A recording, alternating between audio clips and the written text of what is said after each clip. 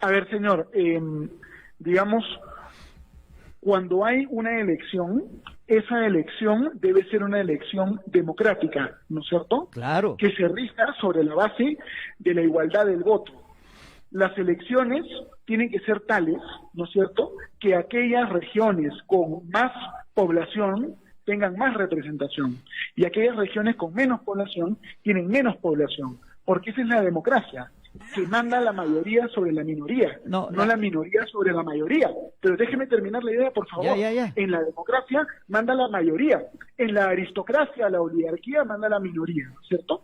Lo que se hizo en Chile, lo que se ha hecho en Venezuela en el año 98 y en el año 2017, y lo que ha planteado Perú Libre, es una nueva oligarquía, una nueva aristocracia, porque en lugar de decir que va a haber una elección democrática al 100%, ellos dicen no, reduzcamos la democracia, mutilemos la democracia al 30%, y el 60% restante, organizaciones, ¿no? Falso. Se llaman sociales, ¿no? Gremios, sindicatos. ¿Pero qué gremios, qué sindicatos? Seguramente los de mis amigos y los otros no es cierto? Se escoge a dedo que los empresarios, que el sector tal, pero todo eso se trata a la manipulación. ¿Quién va a escoger a dedo? Es que usted, en 2017 han escogido a dedo. Mi estimado don Lucas, y en Chile también, señor. Usted es muy ligero al decir van a escoger a dedo. ¿Quién va a escoger a dedo? Pero se manipula el sistema democrático. Usted ha dicho, usted dice que la elección es 30%, y que el resto son comunidades, sindicatos o grupos sociales, eso ya no es democracia. Hágase responsable de lo que usted dice. ¿Cómo le puede mentir a la población que la constituyente se va a elegir a dedo? ¿Quién va a elegir a dedo? A ver, el planteamiento de Perú Libre es prácticamente idéntico al planteamiento que hizo el gobierno de Nicolás Maduro en el año 2017 en Venezuela. Según ese planteamiento, 30% de los constituyentes eran electos democráticamente y el resto eran electos por organizaciones, entre comillas, sociales, ¿no? Sindicatos, microempresarios, asociación de aquí, asociación de allá. A esa asociación, ¿cómo la escoges? ¿Cómo la determinas? ¿Cómo haces el padrón? Es una pesadilla logística. Y finalmente, eso manipula la democracia. ¿Por qué quiere usted crear un sistema corporativista similar a lo que hubo en los años 30? En Italia de Franco, España de Franco, Italia de Mussolini. ¿Y por qué no una elección libre? Normal. ¿Sabes qué? Este tema de la Asamblea Constituyente no empieza con Perú Libre, como usted lo anda vendiendo en todo el Perú. Falso. No, señor. Yo no he dicho eso. ¿Sabe cuándo empieza la Asamblea Constituyente? ¿Sabe cuándo empieza la Asamblea Constituyente? A fines del 2000, con Valentín Paniagua. Eso yo no le estoy negando, eso es verdad. Entonces, no es que haya un planteamiento de Perú Libre, no. Este es un planteamiento. También hay un planteamiento de Perú Libre, pues, señor. Lo hay, pues, eso nadie lo niega, pero usted lo pone, pues, como si fuera el único. Pero no le mienta al país. Hoy por hoy, el planteamiento que está sobre la mesa de debate. Eso nadie lo toma en cuenta, solamente ustedes lo toman en cuenta ese planteamiento. Pedro Castillo no puede nombrar ni siquiera buenos ministros y va a poder hacer una asamblea constituyente. Por favor, solamente ustedes, los de la derecha, le toman en cuenta para satanizar la Asamblea Constituyente. Nada más. La Asamblea Constituyente tiene poder absoluto, señor, y además no va a ser democrática, sino corporativista. Esa es una amenaza al Estado de Derecho. Mire, aquí la Asamblea Constituyente en Bolivia, en Venezuela, en Ecuador, se ha usado para construir dictaduras. Eso será pues Bolivia y en Ecuador, pues. Y también ¿Por qué cree usted? ¿Por qué nos tiene que temer? ¿Por qué nos tiene que meter el miedo? No, de que eso ha ocurrido allá, eso ha ocurrido acá también. ¿Quién está planteando eso? A ver, yo le tengo miedo al poder absoluto porque el poder absoluto nos puede triturar y quitarnos nuestra libertad. Si a usted el poder absoluto le parece bacán, le parece interesante, entretenido, está en su derecho, ¿no es cierto? Pero yo discrepo democráticamente. ¿Quién fue el principal propulsor del gobierno de Pedro Castillo y de la Asamblea Constituyente en el Perú? El dictador extranjero Evo Morales. Falso, que fue más de 15 años, presidente de Bolivia, incluso perdió un referéndum y se quedó igual en Bolivia como presidente, como dictador. Lucas. Hay un movimiento regional a favor de la dictadura. y por eso nosotros les hacemos frente, democráticamente. Don Lucas, está usted falseando y está mintiendo de una manera muy descarada. No ha promovido Evo Morales. Discúlpeme, le voy a decir por qué. Porque usted dice que la Asamblea Constituyente la está promoviendo Evo Morales, la está promoviendo Perú Libre. Deben de estar a favor, pero la Asamblea Constituyente, una vez más le digo, y se lo voy a dar con fechas. En el año 2000... pero señor, pero ¿por qué no me deja hablar? Hace 22 años. ¿Por qué? Por eso, pues. Para la clase de historia hablamos eso. Señor Gersi, hace 22 años... Yo le voy a contar, se llama la Comisión de Bases de Estudio de la Reforma Eso no quiere... ¿Pero por qué no quiere escuchar? Por César Landa, estuvo conformada por Samuel Abad, e incluso por Natalia Primo, por muchos y Alberto Borea, y Javier Álvaro Orlandini, Jorge Santisteban, Beatriz Merino, entre otros. Y ellos, escúcheme, ellos en el año 2000 ya plantearon proponer una asamblea constituyente previo referéndum. Pero finalmente no hubo. Pero usted no puede mentirnos acá, decirnos de que Evo Morales, que Venezuela, no puede mentirnos acá, decirnos de que ese es el planteamiento de Perú Libre. Son cosas de la realidad. Usted me dice que Evo Morales no ha tenido participación en la política peruana, que no existe, que no es relevante. Usted me dice que lo de Ademir Cerrón no es relevante para la política peruana, que lo único que es relevante es lo que pasó. Así como ustedes, los de la derecha, tienen pues injerencia de Estados Unidos y de Alemania, de España. Igual. ¿Qué diferencia ha habido de Estados Unidos, de Alemania y de España? España, bueno, pues no han ido a España, señores, a estar ahí con el partido de Vox. Bueno, entonces, eso... don Enrique, don Lucas, abogado Lucas, doctor, mire, no mintamos, no le pongamos a la Asamblea Constituyente epítetos que no corresponden. La Asamblea Constituyente, usted mismo lo está aceptando, desde el año 2000. Pero permítame por eso,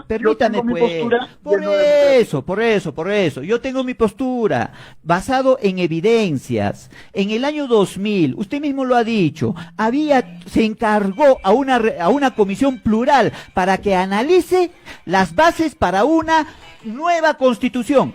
Ahí estaba convocado 28 juristas, Alba Orlandini, Carlos Fernández, Raúl Ferrero Costa, Beatriz Merino, Jorge Santisteban y muchos otros más. ¿Qué dijeron ellos? Ellos dijeron lo siguiente: la opción por una asamblea constituyente pasa previamente por un referéndum, a partir de una ley de referéndum ad hoc, para decidir y convocar a una asamblea constituyente para la modificación total de la Constitución. Esta recomendación ha sido tomada en cuenta en los derechos establecidos en los artículos 31 y 32.1 de la actual Constitución. Entonces, no nos mienta, no le engañe al pueblo peruano diciendo de que esta es una propuesta de Venezuela, esta es una propuesta de Evo Morales. Aquí están. Ahí está, señor, Valentín Paniagua, señor. Usted está contando anécdotas de hace 22 años. No es anécdota, es la historia desde donde empieza, Hablemos también de la guerra con Chile. No es pertinente eso para esta discusión. ¿Qué anécdota es ese? ¿Cómo puede usted decir? Señor. A ver, ya. Para usted es anécdota, ¿no? Bueno, la historia es anécdota para usted. ¿Qué le parece, señor? Creo que este punto ya ha quedado claro, ¿no? Yo le pregunto a usted otro tema, ¿no? Que creo que va a ser interesante para la audiencia. Si usted fuera constituyente, ¿qué cambio plantearía usted la Constitución? Bastante. ¿Por qué cree usted que se debe cambiar la Constitución? Bastante, señor. Bastante. Pero coménteme uno. Yo le he dado los cambios que creo que se deben poner, ¿no? No hay problema. Para usted, ¿cuál sería un cambio? A ver. Por ejemplo, en el régimen económico, ¿no? En el artículo... ¿Qué tipo de cambio plantearía? En el artículo 58... En el artículo 58 dice lo siguiente, señor abogado: usted es constitucionalista, yo soy humilde ciudadano de la ciudad de Juliaca, puneño, serrano. En el artículo 58 dice lo siguiente: la iniciativa privada es libre, se ejerce en una economía social de mercado. Bajo este régimen, el Estado orienta el desarrollo del país. ¿Sabe qué cosa falta acá? Que esta palabra que el Estado orienta debería de cambiarse por reglamenta. Señor, pero esa es una discusión semántica. El Estado en la práctica no es semántico, señor. Cambiar orienta por reglamenta, eso no tiene ninguna incidencia en nada. Eso es meramente semántico. Ese cambio no tiene ninguna incidencia. Mire, vea usted es constitucionalista, ¿verdad? Sí, señor. Yo le voy a dar la diferencia. Usted dice semántica. No. Esa no tiene ninguna incidencia, señor. ¿Por qué? Porque todos sabemos, los que mínimamente hemos estudiado la Constitución, hay verbos rectores en cada artículo. Y el verbo rector cambia el sentido de cada artículo. Y en este caso, el verbo rector es orienta. El Estado orienta el desarrollo del país. Eso dice la Constitución fujimontesinista. Orienta, ¿qué significa? Dirigir, guiar, instruir. ¿Qué debe de decir? Reglamenta. ¿Y qué significa reglamentar? Regular, normar. ¿Cómo va a ser una mera enunciado semántico, señor constitucionalista? Señor, la economía en el Perú está llena de reglamentaciones del Estado, la mayoría de las cuales lo que terminan haciendo es protegiendo a los oligopolios y a los monopolios, ¿no? Entonces, ese cambio de la Constitución es un cambio meramente semántico, la verdad, sería mejor debatir otras cosas más de fondo, ¿no es cierto?, en otra oportunidad. Sí. Pero a ver, aquí el tema central que usted plantea es que yo presumo que usted preferiría una intervención mucho más fuerte del Estado en la economía, planificación de la economía por el Estado, control de precios. ¿Estaría usted a favor de los controles de precios o no? Bueno, a ver, permítame... ¿Estaría a favor de eso, de esa medida, señor, o no? Claro, el Estado... Sí, usted está a favor del control de precios. No, el control de precios no, ese es un extremo. No. Lucas, abogado Lucas, ese es un extremo que ustedes lo colocan a la mala para hacer tener miedo a la población. No, pero un montón de gente está a favor de esa medida. El tema es de que el Estado debe de tener... quería control de precios, inclusive. No, eso ¿quién lo propone? Ustedes. Él lo propuso. Ustedes lo proponen para hacer tener miedo a la población. No, yo le estoy preguntando nomás. Permítame. Está con nosotros el abogado, contador y también buen profesional, don Luis Chaña Aguilar, que nos acompaña en la mesa, que también quiere hacer algún alcance. Don Luis, adelante, por favor. Doctor Lucas, un gusto, un placer conversar nuevamente con usted. Saludos a su padre Enrique. Disculpen, caballeros, ya venimos conversando acá casi 25 minutos y la verdad que yo ya... ¿Y se va a retirar? Es que ¿Ya no quiere contestar? ¿Perdón? ¿Cómo? Hagamos una pregunta final y ya vamos. No hay problema si no quiere... Sí, adelante. A ver, doctor Lucas, un saludo a su padre Enrique, que es un gran amigo mío. Lucas, yo creo que acá estamos pasando el tema de fondo que era a otro tema. Yo creo que cuando usted dice no a la Asamblea Constituyente, usted le tiene miedo al pueblo. Que todas las constituciones han nacido del pueblo, es el poder originario, igual como sucede en las asambleas de las empresas. Entonces, cuando usted le tiene miedo al pueblo, le está usted dejando de lado a ese poder que nosotros lo llamamos ese poder original del pueblo, donde se expresa el poder soberano del pueblo. Y usted cuando dice no, al pueblo no hay que preguntarle, está usted diciendo en otras palabras, al pueblo no, hay que dejarlo allí. Solamente trabajemos con los constitucionalistas o con la Asamblea Constituyente. Yo creo que esa es una gran aberración y es dar un paso en contra de la historia de la revolución, de la primera revolución, señor, de la revolución americana, mi estimado Lucas. Entonces yo creo... Le agradezco por su planteamiento, señor, solo para contestar brevemente. Le agradezco por su planteamiento. A ver, la tragedia de América Latina, la razón por la cual América Latina es pobre con relación a otros lugares. Enrique, no me cambies de tema. En América Latina, Enrique, no me cambies de tema. Enrique, mejor dicho, Lucas. Lucas, no me cambies. Las personas permanentemente han querido refundar el Perú desde cero, doctor invocando Lucas, el poder originario del pueblo, que doctor usted Lucas, con tanta elocuencia menciona. Doctor Lucas, no cambie usted, no salga usted por la tangente, doctor Lucas. Doctor Lucas, no cambie usted el sentido. Estamos ahorita haciendo... Discúlpeme. Usted está cambiando, usted parece, Sí. no sé qué es, se va para A, Z, W, X. No, nosotros como formación de abogados hemos tenido una línea de pensamiento. Y usted la tiene, yo la tengo. Pero no hay que engañarle a la población cuando usted cambia, tergiversa las cosas. Estamos hablando de acá, del pueblo, del nacimiento, de la democracia, de un poder original, que nos dijo grandes escritores, con errores no importa, pero está ahí el último que fue Juan Jacobo Rousseau. Un régimen constitucional que se basa en la limitación del poder no puede existir si usted permanentemente está trayendo a colación... No, estamos hablando filosóficamente del poder, del nacimiento del poder, y usted le tiene miedo al pueblo. Usted le tiene miedo, digamos, a la consulta. ¿Por qué no al referéndum? ¿Por qué no una constitución? Claro, ¿por qué no al referéndum? El poder absoluto es malo y no estamos hablando del poder absoluto. Yo soy un enemigo del poder absoluto. Don Lucas. Una persona que quiere el poder limitado. Ajá. Por favor. Para terminar. Una persona que quiere el poder limitado. Para y por terminar. Eso voy a combatir. Para todas terminar. las expresiones de poder Para absoluto, terminar. siempre con entusiasmo y con Para alegría. terminar. Sí. Miente usted nuevamente cuando dice... No es verdad. No he dicho una sola mentira, señor. Y le estoy demostrando varias. Le estoy demostrando varias y una más. Y esta más. Miente usted cuando dice que la Asamblea Constituyente es un poder absoluto. La Asamblea Constituyente se constituye con prerrogativas, señor, bueno, perdóneme, pues, deje hablar, pues, Lucas, caramba, deje hablar, pues. Usted miente porque cuando dice que la Asamblea Constituyente es un poder absoluto, es una gran mentira. ¿Por qué? Porque la Asamblea Constituyente tiene la única función de redactar la Carta Magna. Se reúne por un periodo, ¿no es cierto?, exclusivo. No es verdad. ¿Cómo que no es verdad? Eso no.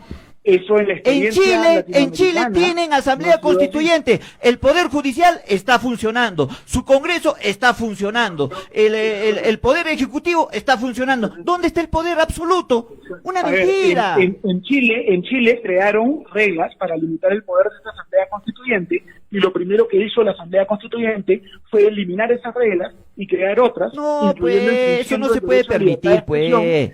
Eso no se puede permitir. La asamblea constituyente solamente tiene un único fin, a redactar una carta magna en un periodo determinado. No emite leyes, no gobierna, no saca presidentes, no coloca ministros, ni jueces, ni nada. Así que cuando usted dice poder absoluto, gran mentira, una gran mentira. Y lo hizo en Venezuela en el año 2017. Ese Venezuela, pues, ¿por qué pones esos ejemplos? Estamos en el Perú, no debemos de copiar lo malo. El planteamiento de este gobierno no es de este gobierno, es del pueblo. Desde el año 2000, el pueblo está luchando desde el año 2000 por una nueva constituyente. El planteamiento de Ruth Luque es idéntico al planteamiento de Nicolás Maduro. Ese será su planteamiento, como el planteamiento de usted. Usted ignora todos los datos relevantes y me habla de hace 22 años, ¿no es cierto? Bueno, ya más adelante podremos conversar, espero que de manera más facturada. A veces podemos ignorar, pero mentir es lo peor. Buena la conversación. Creo que se debió preguntar también por qué no ha habido tiempo. Ojalá que, como dice, por qué el golpe del 5 de abril. Vamos a preguntar, ¿por qué no acepta la derrota de Keiko Fujimori?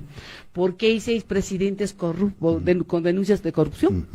¿Por qué? Sí. Eso debía responder, ¿no? Yo creo que, digamos, Enrique, Lucas, le tiene miedo a la consulta al pueblo. Eso.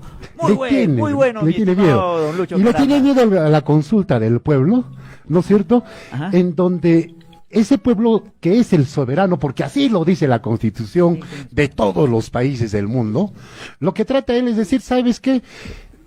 Yo creo en la Asamblea Constituyente porque voy a manipular las elecciones y voy a tener el poder.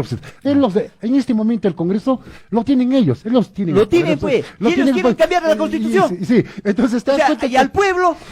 ¿Y al pueblo qué? ¿Y al pueblo qué? ¿Y al pueblo qué? O sea, al pueblo que es el soberano, que es el patrón, mejor dicho, que él es empleador, lo quieren agarrar a patadas. Exacto. Eso no puede ser.